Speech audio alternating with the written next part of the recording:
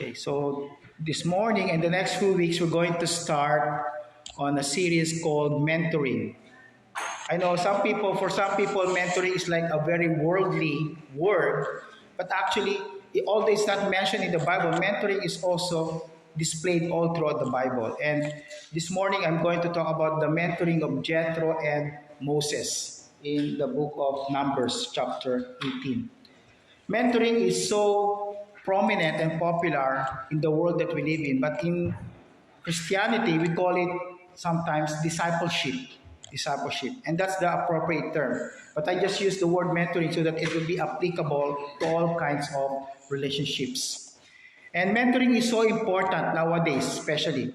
We know that some of the younger generations, although they grew in the church since they were still probably babies and then toddlers, but when they go to college or university, they started to drift off, stray away from the Christian church. And most of them are saying that because the Bible is no longer relevant when we go to universities and we are influenced by the teachings of the world.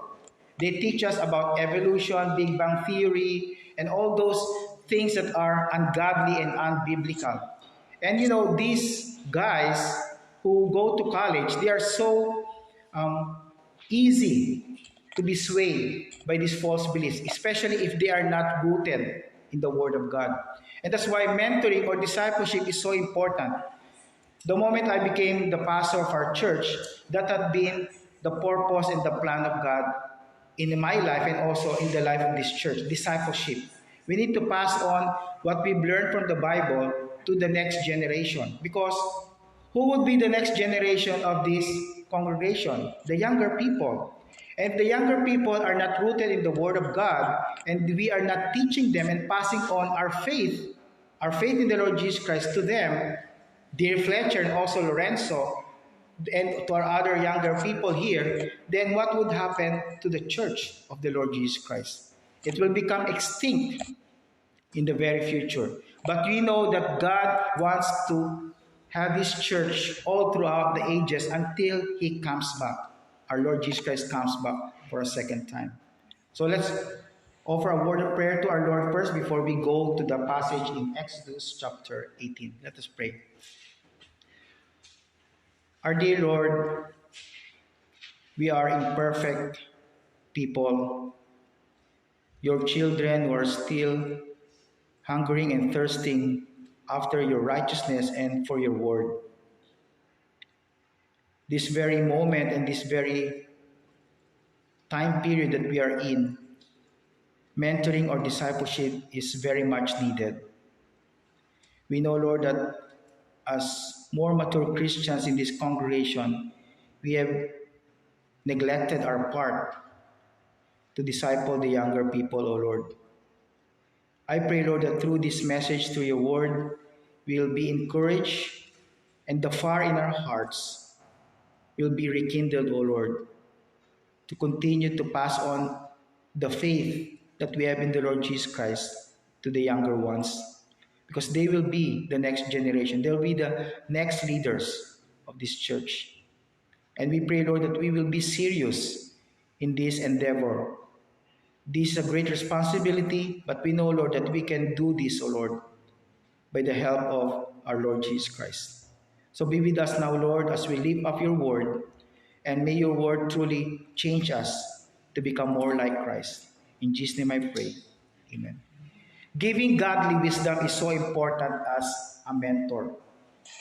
What is mentoring? Mentoring is about investing yourself in other people.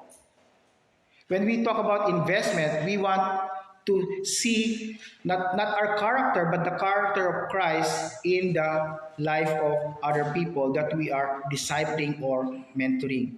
So investing ourselves, our time, sacrificing our efforts, for that other people will come to know not only Jesus Christ, but will come to know Him more and more, and to be able to share Him to other people is so important. That's why mentoring is about investing ourselves in others. But what do we invest in them? We invest in them a maturity and growth in their spiritual work.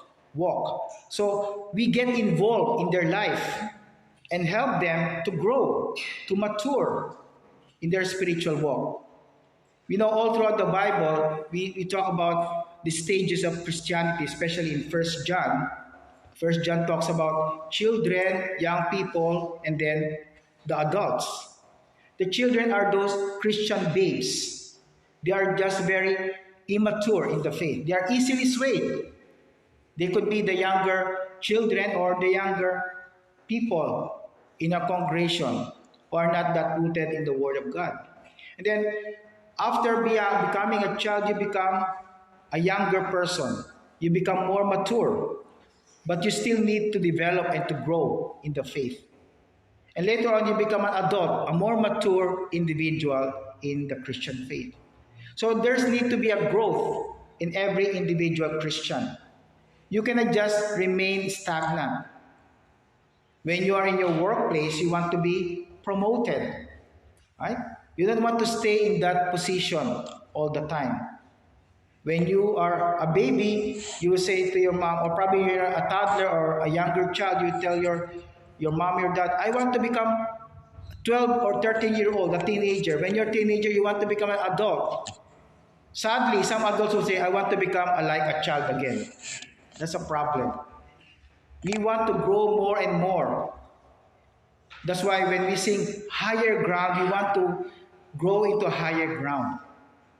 We want to become more like Christ. That's our essential goal as Christians. And mentoring is so important. And that's what I want to emphasize to our congregation. Mentoring. If you are an older lady who has known much about the Bible, you have so many experiences as a Christian, why don't you disciple a younger female in our congregation? If you're an older male, a younger male, and so on and so forth. We need to mentor. We cannot just let alone all those younger people to be easily swayed and influenced by the world that we live in. So our main point this morning, a mentor is always ready to give godly wisdom. So one of the characteristics of a mentor is to give godly wisdom.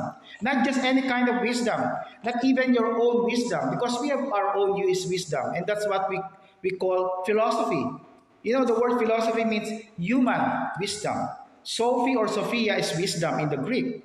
And philo or philo means human. But we don't want philosophy in the church.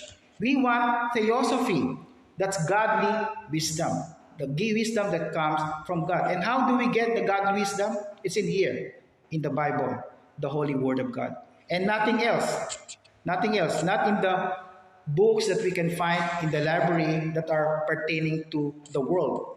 But only the Bible can give us godly wisdom. And a mentor should always make it a point that the Bible is the foundation of all his teachings. So first thing that we can see here in Exodus chapter 18, look at verses 9 to 11, is that a mentor rejoices for the goodness of the Lord. Okay? So in Exodus chapter 18, Jethro, the father-in-law of Moses, visited him while they were in the wilderness, together with the 2 million strong people of Israel. And Jethro brought his wife Zipporah and also his 2 children. And at this point in time, Jethro saw the vast number of people, the multitude of people that are lining up towards Moses. Moses was sitting on his throne, and then many people are lining up to see him, to seek his counsel. Can you imagine 2 million people? How many people can Moses see in one day with those 2 million people? And how about those people who are at the back of the lineup? What could they say? They might be saying, when will my time be? I've been waiting for about 8 hours now. My legs are so tired. I want to sit down and probably lay down to sleep. Right? So many people are lining up again to see him, to seek his advice. And Jethro saw this. And even though Jethro, we don't know if he's a believer of God, we will find out later that he was really a believer of God. Okay? In verse 9 to 11. So let's look at verses 9 to 11. A mentor rejoices for the goodness of the Lord. So in 9 to 11, when Moses, let's go to verse 8 first. Moses told his father-in-law all that the Lord had done unto Pharaoh and to the Egyptians for Israel's sake, and all the travail that had come upon them by the way, and how the Lord delivered them. So Moses, perhaps he did not say this only in just a few hours, probably for a few days. He's been relating to Jethro everything that God had done. The crossing in the Red Sea, the Exodus from Egypt, the 10 plagues, and all the miracles that God had manifested through Moses to the people of Israel. So in verse 9, we see the response of Jethro, the mentor of Moses at this time. Take note in verse 9, it says, Jethro rejoiced for all the goodness which the Lord had done to Israel. He rejoiced. That's why one of the characteristics of a mentor, if you are a disciple of another individual, you always celebrate and rejoice for the goodness of the Lord. You praise Him. Your life is a picture and expression of worship. Because if you as a mentor would not be seen as a person who always rejoices and praises the Lord, you are always complaining instead. You are grumbling and murmuring. And people cannot see any sense of joy in your heart, but instead sadness and backstabbing, backfighting, criticizing other people, then I don't think people would like you to mentor them. But we as Christians, we are filled with the fruit of the Holy Spirit. The fruit of the Holy Spirit is love, joy. We have joy in our heart. And that joy comes after love. Because if we truly love God with all our heart, soul, mind, and strength, and we love our neighbor as ourselves, then joy will come soon after. If we truly love the Lord. And that can be seen through our countenance or appearance. Even though we are experiencing challenges in life, we are still smiling. Earlier this week, I met another pastor, and I think God is laying in my heart to mentor this younger pastor that I met. He's from a Baptist church also, and he's been in the church for only about 1.5 years. And in his church, they can only support him for so much, and his wife is also working. And he told me that one of his challenges in life as a pastor right now is the financial stress. And I believe that's one of the main problems among many pastors right now, the financial. And not only that, he said the challenge of meeting with other people, because he's from a foreign country, and in his church they're Chinese, Koreans, Canadians, and other nationalities. It's hard for him to adjust to the customs and culture of the other people. So I just encourage him. I'm just like you before. When I started, I told him, I am a very, very shy person. I'm an introvert. I don't really like to talk to people, but I need to get out of my comfort zone and ask the Holy Spirit to fill me so that I can meet with people, and also in the long run, try to adjust to the customs and culture of other people without compromising my beliefs, of course. And he was encouraged. And until now, he's been texting me, thank you, Pastor, for the great encouragement. And I didn't do so much, but he was very much encouraged. Because by the grace of God, he saw in me that I'm celebrating the goodness of God in my life. That, of course, you know what happened to me and to our church for the past many years already. The ups and downs, the roller coaster, events that are happening, and so on and so forth. But we are still here because of God's faithfulness. I was not always faithful to God, and not even any one of you are always faithful to God. But God is always faithful. He wants us to continue the work in this community. And in that way, we celebrate the goodness. Just a few weeks ago, we just celebrated the 28th year of RBBC. And that 28 years is a picture of an expression of God's faithfulness to this church. He has been good to all of us, individually and also corporately. And God has been good also to Moses and the people of Israel. Remember, as I always tell you in the previous messages in the past, the people of Israel are constant complainers. They always grumble, Lord, where's the water? Lord, where's the food? But the Bible tells us for 40 years, God had always provided for them. Even the sandals, they don't have shoes yet during that time. They have sandals. They have not worn out. Even their clothes have not worn out. Some of you probably just bought something from the grocery, from the department store in the past, right? When you see something, oh, I want to buy a new one to replace my old one. Although it's not worn yet, it's still okay. You still want to buy one, but they did not need to get a new one. For 40 years, can you imagine? That's a testament to God's blessing and goodness to their life. And a mentor, just as I've said, should always rejoice for the goodness of the Lord. Look at what he said here in verse 9. Jethro rejoiced, and then verse 10, he said, Blessed be the Lord who has delivered you out of the hand of the Egyptians. So he agreed with Moses, and he said, yes, the Lord is good because first and foremost, he has delivered you from slavery to Egypt. And a mentor should also tell the mentee, that's what we call the person that we mentor, a mentee, that God has delivered all of us from our slavery to sin. Isn't that the greatest freedom that we can have? Freedom from the power of sin, freedom from the penalty of sin. Because with sin, if you are still considered sinners and unrighteous before God, then where will be our destiny? It's in hell, the lake of fire. Because the Bible says, for the wages of sin is death, but the gift of God is eternal life through Jesus Christ our Lord. Without the Lord Jesus Christ's death and crucifixion, death, and resurrection, we will not have that kind of victory over sin and death. And that's what we need to celebrate. When we mentor other people, always emphasize that. Some people will say, oh, don't tell me those things again. I know that already. No, we need to be refreshed. We need to always be reminded. That's why we have the Lord's Supper this morning, to remind us that we have been redeemed by the blood of the Lord Jesus Christ from slavery to sin. And that death has no more power over us because we have conquered death through Jesus Christ. Yes, we're going to die physically, but spiritually we're no longer dead because the Spirit of Jesus Christ lives in us.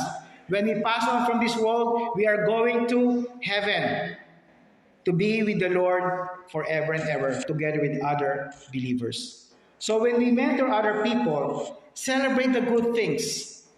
Don't tell your mentee right away, oh, you know, there's some bad news right now in our community. There's so much transgenderism. There's so much diversity, inclusion, and so all these things. There's so much crimes right now. Always start with the goodness of the Lord. Start with the good news.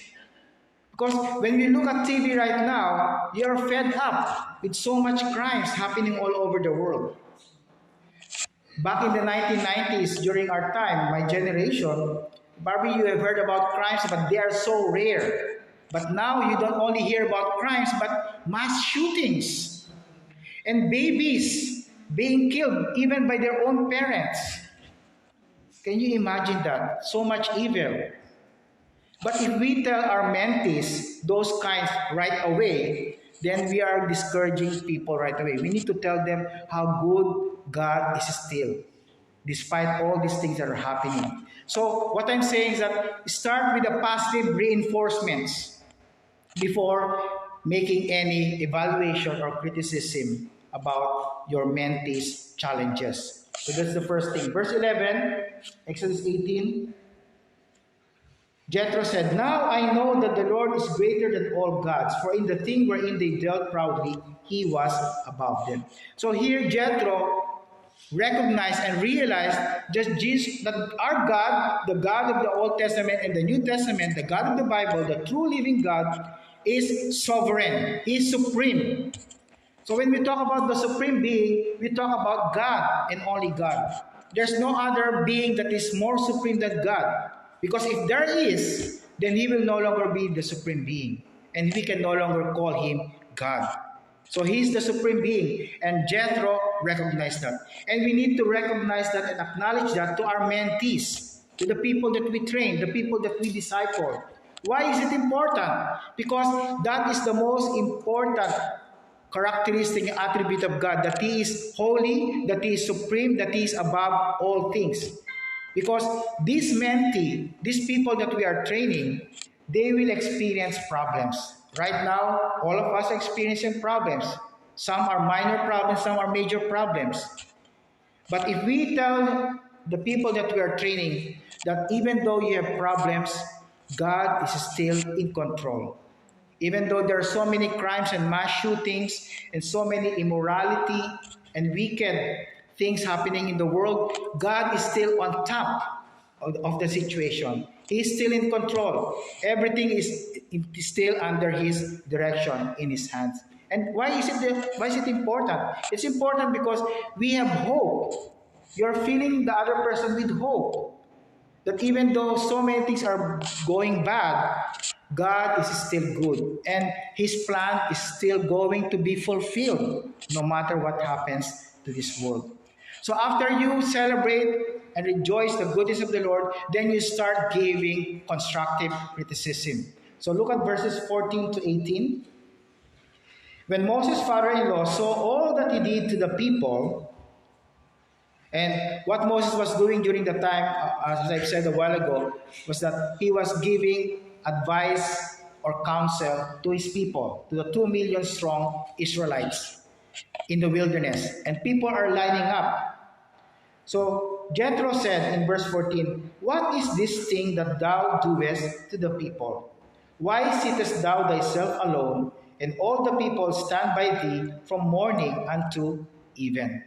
So morning, that means 6 o'clock until 6 o'clock in the evening, 6 a.m. to 6 p.m. 12 hours, he was sitting alone, and people are lining up in front of him for 12 hours. Can you imagine, Brother Ronnie, you're lining up in front of perhaps me? What? O Popeye Chicken for 12 hours? 3 hours the night. Okay, yeah, 3 hours the first time it opened. So no, I can't. You can do it. Can you imagine 12 hours lining up? And then when 6 o'clock strikes, Moses said, "Oh, my office hours are done. Come back next time, tomorrow perhaps." Can you imagine 12 hours you're waiting and then you need to follow up the next day again? That's very discouraging. And that's why Jethro saw that. And Moses, although he was very wise and very godly, he did not see that because he was seeing everything in his own perspective. That's why a mentor is so important, because a mentor with his own experience with Christianity, he has seen a lot of things that happened already. He has experienced so many trials, problems, and difficulties and challenges. And the young trainee, the mentee, will be able to see also what's happening in his world through the lens of that mentor of him. And Jethro saw that happening in the life of Moses and Israel. So verse 15, Moses answered his father-in-law, "Because the people come unto me to inquire of God, when they have a matter, they come unto me, and I judge between one and another. I do make them know the statutes of God and His laws." Just imagine Moses talking to the first person in line and then telling, "Oh, these are the 10 commandments.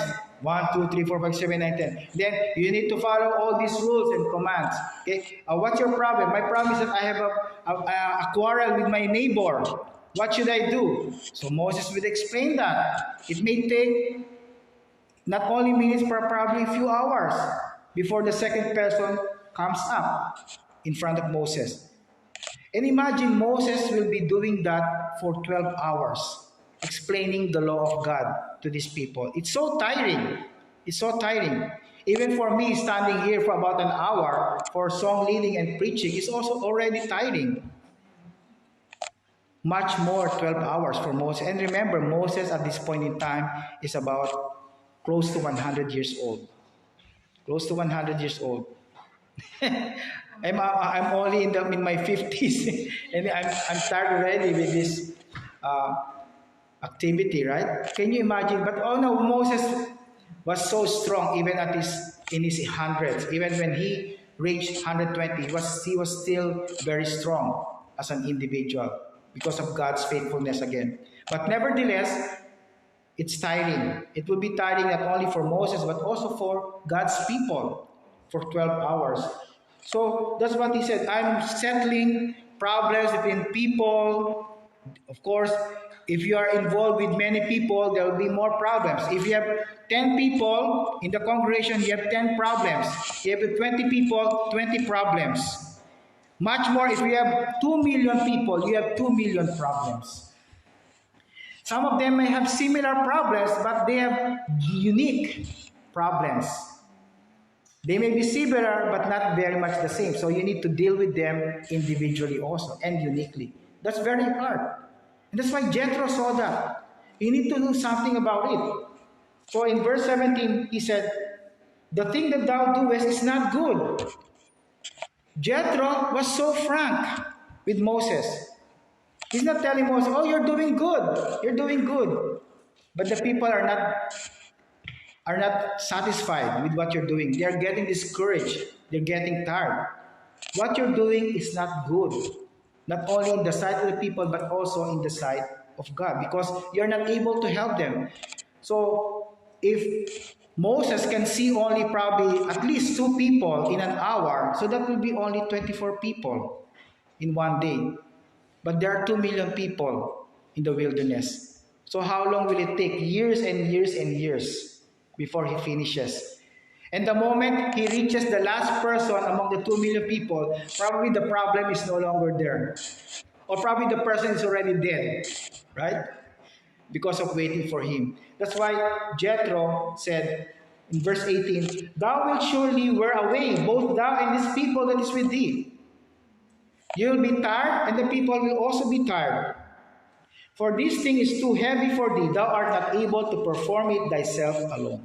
At this point in time, perhaps Moses was thinking that he can do it alone. Of course, he knows that God is his partner, God is by his side, but he never realized that he needed someone, or some people at least, to carry out this responsibility. I remember in Acts chapter 6, the church during that time was about 5,000 people already, and there was this disagreement between the Hebrew-speaking Jewish and also the Greek-speaking Jewish people, the widows. And the Greek-speaking widows are saying to the apostles, "We have not been taken care of." Because remember, 5,000 people, only 12 disciples taking care of all those people. Those Greek-speaking Jews said, "No one's taking care of us." Because remember, widows, during that time, they cannot work. They don't have any means of livelihood. They are depending on other people. And if they don't have family or relatives during that time, then they will be hungry. They'll be homeless. And that's why they were telling these disciples, "Who can help us?" And the disciples cannot do that alone, because the Apostle Peter said, we are supposed to be devoted in prayer and in the Word of God. That should be our responsibility. So we're going to appoint or ordain 7 leaders, and that's the essence of that 7 deacons, that will help me, or that will help the disciples carry out those other responsibilities. And perhaps the disciples got this principle from Jethro and Moses. So here, Moses thought that he can do this alone among 2 million people.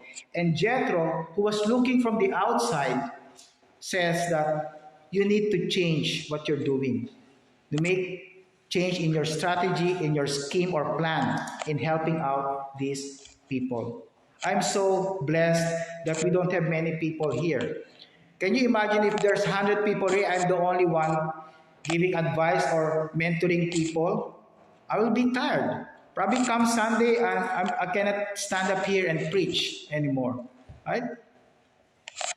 So we need people. That's why we need mentoring. We need people that we train also. And as we mentor them, we give them constructive criticism. Here, Jethro was giving a constructive criticism. What's the difference between a constructive and a destructive criticism? A destructive criticism is meant to put down people, to discourage people, and not to encourage them. A constructive criticism may be negative at one point, but it's meant to put up and lift up people, to give them hope in their situation. So there's a very thin line, of course, between constructive and destructive criticism. It's probably the way you say it, the timing of when you say that kind of criticism. Of course, if someone has lost a family member and you tell that person, you know why you lost your daughter or your child? Because you don't have much faith. That's not constructive criticism, that's destructive criticism. In that case, you need to comfort the person. Probably just sit beside that person and tell the person, I'm with you. If you want to talk to me, or you just want me to pray for you, just listen to you, or cry with you, sympathize with you, then I'll do that. That's what we do with the people that we are training. If you are the mentor, give constructive criticism. And what are some questions that we ask people that we are training or mentoring? Take note here in verse 17, in verses 14 and 15, Jethro was asking Moses several questions. Take note, the question is, what is this thing and why these things are happening? So he was not only asking questions that are answerable by yes or no. He was asking Moses open-ended questions. Just like in a Bible study, one of the best kinds of interactive Bible study is when we ask our participants questions that will not be answerable by yes or no. For example, do you know that you have victory in Jesus Christ? And then the participants will say yes, or probably no. And then that's the end of the discussion. But you tell the person, how do you know that you have victory in Christ? So that will start a great kind of discussion and conversation among the people. And that will draw more people out rather than asking them questions answerable by yes or no. Another question when you mentor is that your question should move from surface issues to deeper issues. Because sometimes the issues that you're talking about are just the surface, the superficial ones. But deep inside, there's a problem. For example, one church family member is missing so much church for the past few weeks. And then the person says, oh, because I get up late Sunday morning, or I'm working Saturday night, or I'm partying all night, and so on and so forth. That's only the surface. I wake up late. So why do you wake up late? Why do you wake up late? And what are you doing all throughout the week? Are you in the Word of God? That's what I always ask the young people when we have our Thursday Bible study. How's your walk with the Lord? Are you reading and studying and meditating on the Word of God? Because remember, we are Christians not only on Sunday morning from 9:30 until 11:30. Not only for 2 hours. We are not secret agents. We are not spies. We are Christians. We are called ambassadors for Christ. And that means we are Christians all throughout our life. The moment that we entered into salvation by the blood of Jesus Christ, until we pass on from this world, we are Christians. And evaluate your life all throughout Monday to Saturday before you listen to the message from God's Word. How much of the world's teachings are in your mind? How much?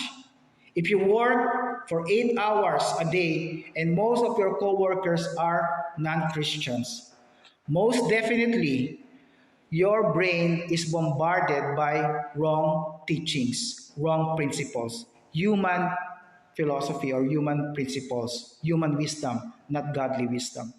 And then you try to throw all those garbages out and replace it with just 1 hour of message on Sunday. And all throughout Monday to Saturday, you don't soak your brain with the Word of God. That's not enough.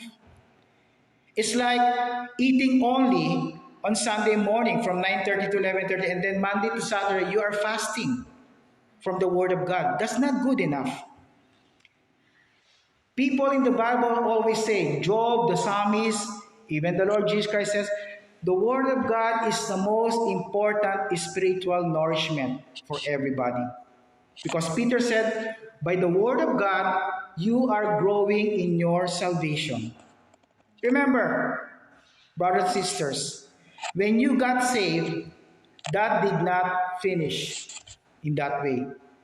Your life is not finished with salvation. You go on and on and on. And you still need spiritual nourishment all throughout your life. And if you're feeding on the Word of God only on Sunday morning, then you will become malnourished. You may still feel that you're fat, overweight, but spiritually you are so much underweight. You need to put on more weight, spiritual weight, because you need more feeding from the Word of God. And that's why I will not stop while I'm still in this pulpit and preaching from the Word of God to emphasize to all of you, not only to the adults but also to the young people, but to everybody, to all of us, that the Word of God is so important. Nourish yourself with God's Word, because without the Word of God, we can never grow. So another question that we need to ask our mentees or the ones that we train should be questions that we allow a person to think more critically about the challenges that they're facing. Help them to think for themselves in the lens of the Bible. Don't just feed them, because sometimes when we are training people, we just come out like spoon feeders. Just like back in my medical profession, when I was in the medical school back in the Philippines for about 8 to 10 years, I just sit on that chair listening to our professors teaching us all those things about anatomy, about physiology, biology, and everything about medical. And they tell us, memorize this, memorize that, so that when examination time comes, you'll get the best scores as possible. Spoon feeding. But we learn about the critical thinking only when we went to the hospitals and apply our knowledge. But we as Christians, we need to tell people, mentor people to think critically. Especially with the issues that are happening in the world right now. How do you respond? Many people would say, I don't believe in God. So how do we start with telling people about the existence of God? We cannot just tell them right away, in the beginning, God created the heaven and the earth. You need to start first. How do you prove to them that God really exists? There are so many non-biblical and also biblical references to that. But we need to be able to do that in order to connect with people nowadays. Questions that will allow people to think more critically. Okay? Another one is that questions should always lead them to growth, insight, and resolution to the problems. You cannot give the mentee or the trainee all the solutions to the problems. There will be times that this person that you're training will be the one to make his or her own decision by the power of the Word of God.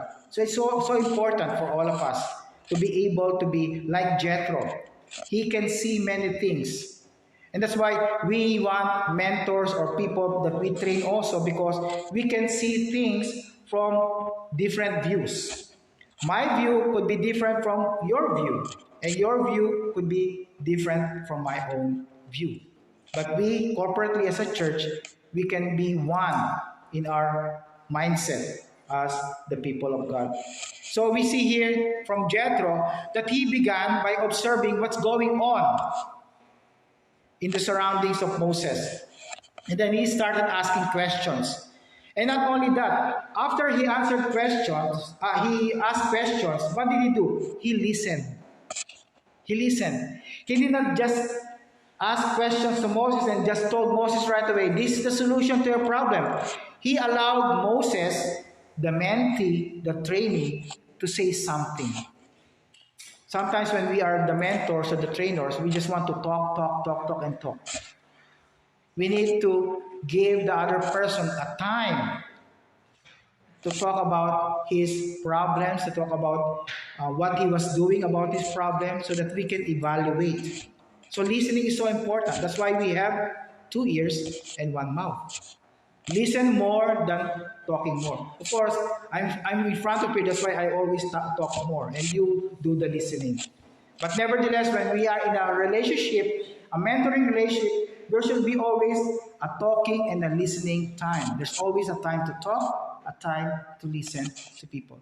Because if we don't listen, then we are just telling this person our own point of view. We don't see what's happening to this other person. What if this person is already discouraged? And just like Job, he wanted his friends to listen to him. And you don't want to listen. You just talk and talk and talk and talk. So let's give time to listen to the people that we train.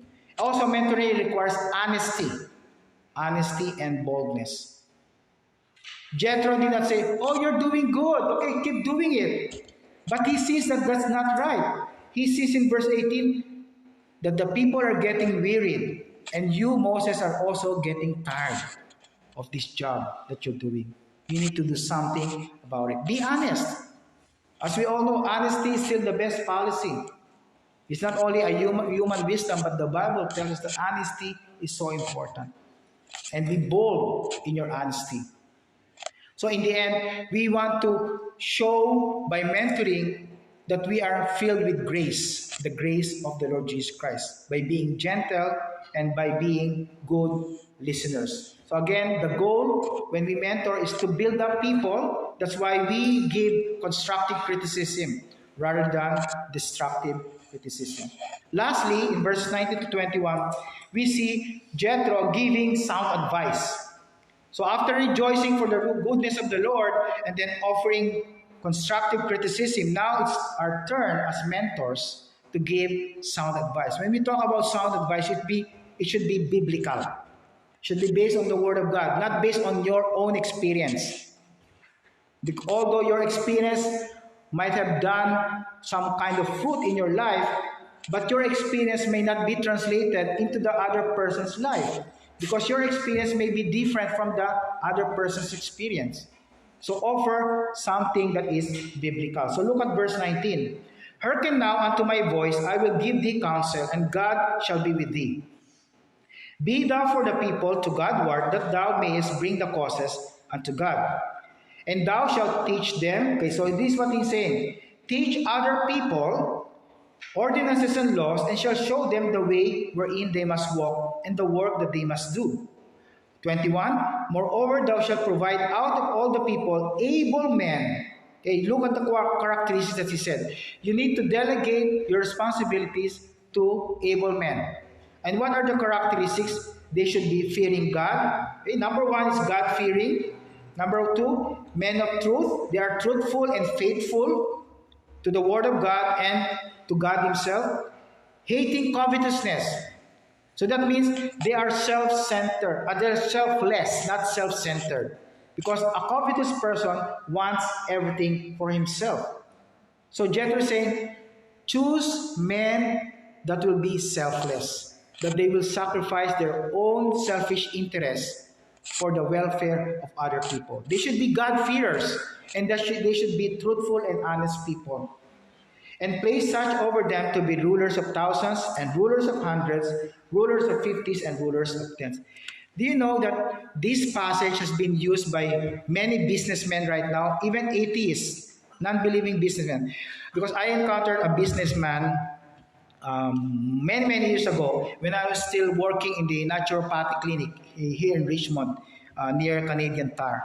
And one businessman told me, because I was telling I'm a Christian and so on, I'm telling some stories, and then he told me, you know what, Alan, I know that in Exodus, he knows Exodus chapter 18, we use that in business also, the delegation of responsibilities, rulers of thousands, hundreds, and tens, and so on and so forth. We use that. So can you imagine, even unbelieving people, they use the Bible and its principles for their own purposes and plans.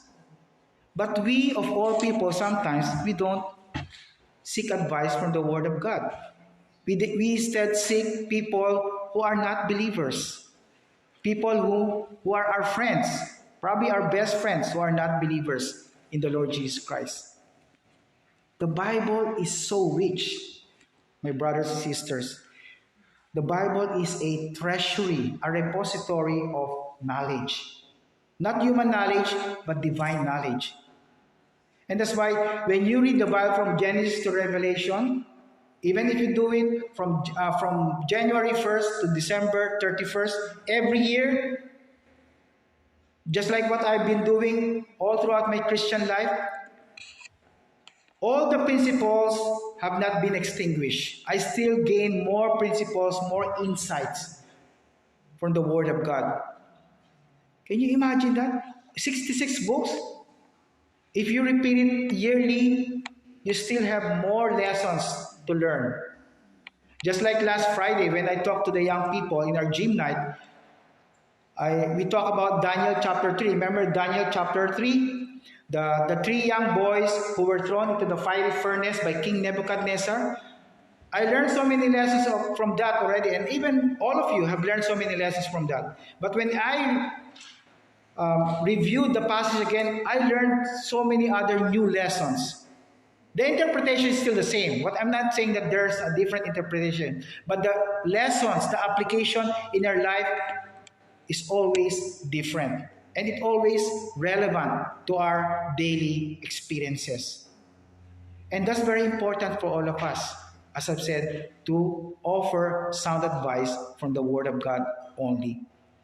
And because here in verses 20-21, we see the people that Moses would want to choose: God-fearing, truthful men, and men who hate covetousness. Those are important things in a mentor and leaders of God's people. In any mentoring relationship, a mentor should always include in his teaching God's ways and also the attributes of God. There are two things that Jethro mentioned here in verses 19 and 20. Okay? Teach them your ordinances and laws, the Word of God, and then teach them also the way wherein they must walk, how to apply it. And that's the responsibility of the leaders, or the ones who train, the ones who disciple. Teach them the Word of God and teach them how to apply it, how it will become relevant to their life. Because not all people know how to apply the Word of God. If we just tell them just a bunch of words from the Bible, and you don't tell them how do you apply this in your situation, your current situation, it will be hard, especially if that person is still a young believer. That's why if you see me in the past few years, before when I started, I know I've been remiss on my responsibilities as a preacher. In my first few years, I always talk about information from God. And then David told me, Dad, probably you should not only give information, but give some kind of application when you do your sermon. And that's very helpful, not only for the congregation, but also for me. Because when I do some kind of application regarding the teachings that I'm going to share, then that helps me firsthand. I can apply it first into my life, and then I can share it wholeheartedly to the congregation. That's what we need to do. Teach them about God and His ways, and teach them how to apply this principle to their daily life. So a good mentor should not only be identifying the problems, just like what Jethro did. He provided solutions. He gave Moses the solution. He did not stop by telling Moses, you have done a bad thing. You are tiring yourself. And then Jethro said, okay, I'm done. I'm leaving you alone. So nothing happened, just questions. But he recommended a sound advice. But of course, the sound advice may be taken positively or negatively by your trainee, by your disciple, or by the mentee. And what is good here, if you read the whole passage, we don't need to go to the whole passage. You can see what Moses did. He responded positively. Essentially, he did what Jethro did. Because Moses knew that what Jethro gave him as a sound advice is really biblical. It's of divine origin. And it helped in his responsibilities toward God's people. And for all of you, if you are not, all of you are not mentors, some of you are trainees or mentees or disciples, being discipled by your discipler, there's one characteristic that is very important, that Moses exemplified to all of us. You know what? A teachable spirit. If you are someone or a student trained by another person, you need to have a teachable and humble spirit. What if Moses said, "Oh, you have a good advice, but I won't want to follow you. You're just a Midianite. You're not from Israel. Why should I follow your advice?" But he never said that. Moses was humble enough to say, "What you said was right. I'm going to follow the plan that you gave me, the principle that you taught me, and I know that this is going to work because this comes from God." A teachable spirit is so important if you are undergoing some kind of training. Imagine if you're in the workplace, it's your first few days at work, and then someone, your supervisor, is teaching you to do something about your work, especially it's not just any kind of work, it's a very specialized kind of work. And you say, "I don't want to learn from you. I just get the manual and learn from that." Do you think you'll be fruitful in your work? You'll be successful? Of course not. You need to be teachable. You need to be humble if you are a mentee. So let me give you 3 points of application and then we'll end this message. First and foremost, whether you're a mentor or a mentee, pray. Prayer is so important. Pray for someone that you can mentor, or pray for someone that you would be able to train and disciple in the name of the Lord Jesus Christ. And that's what I've been praying. That's why this week God has given me this younger pastor to mentor. And I'm planning to, and I have other people in mind in our congregation to really mentor one-on-one, on a one-on-one basis right now. So pray, keep praying for that person. You may not know that person right away, but ask the Lord to give you His direction. Secondly, as you pray, continue to seek those people. That person that you are going to mentor perhaps will be in the church already, or could be your family member who is straying away from the Lord God Himself. It's not enough for us to just pray, we need to seek those people. And lastly, invest your life in those people. If you found that person already, invest your life for that person. Sacrifice your time, even sacrifice some cost or money if you need to, in order to encourage that other person. Because that's what Jesus Christ did to His 12 disciples. Remember, that's what He did. All of His 3.5 years of ministry in this earth, He devoted His life to the 12 disciples. He has many followers, many more disciples, women, some of them of women also. But He dedicated His whole day for 3.5 years to the 12 disciples. Even for Judas, who later on turned out to be His betrayer. So He knew those people that God wants Him to mentor, to train. And I know all of us, as we grow in the Christian life, God wants us also to train other people.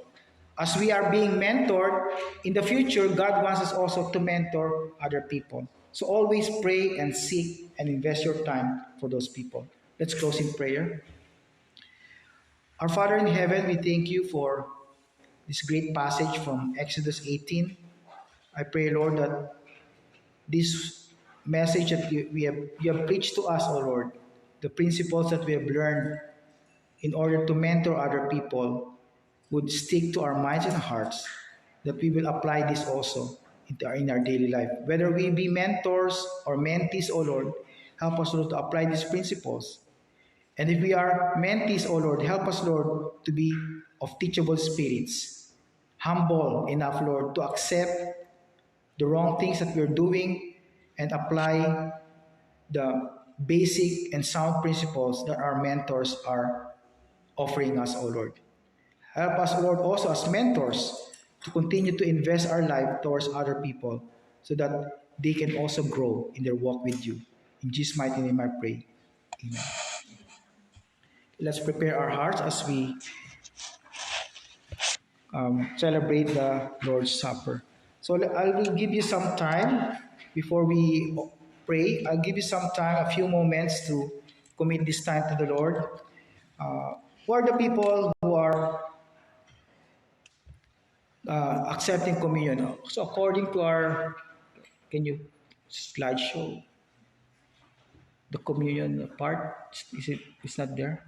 Okay, it's okay. So when you have our communion, there's are some requirements before you join the Lord's Supper. First and foremost, you need to be saved. You know that Jesus Christ is your Lord and Savior. You have trusted in Him as your Lord in the past. And not only that, you have already been baptized by water of immersion. Okay? Not by sprinkling, not by any other kind of baptism, but by water of immersion. And not only that, if there's any unconfessed sin in your life right now, you need to confess that sin and ask the Lord for forgiveness. So I'm giving you some moments right now, a few minutes, and then after that, Brother Elmer and Brother Ryan can distribute the elements. So I'll give you a few moments to pray to the Lord, ask the Lord if there are sins that you have not confessed yet, ask forgiveness from Him.